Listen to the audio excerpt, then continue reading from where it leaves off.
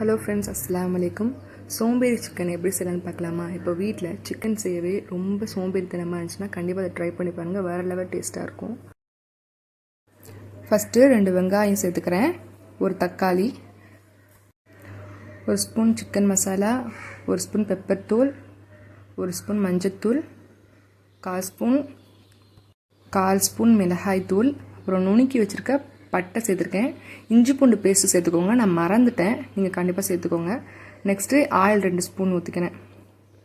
அப்புறம் சிக்கனை போட்டு நல்லா நீங்கள் மிக்ஸ் பண்ணி விட்டுக்கோங்க.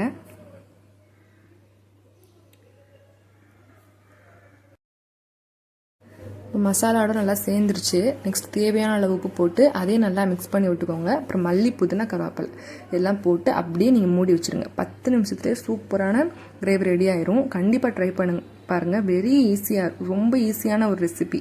கண்டிப்பாக நீங்கள் ட்ரை பண்ணி பாருங்கள். என் சேனல் ஃபஸ்ட் டைம் பார்க்குறீங்கன்னா மறக்காமல் சப்ஸ்கிரைப் பண்ணிக்கோங்க. தேங்க்யூ, பாய்.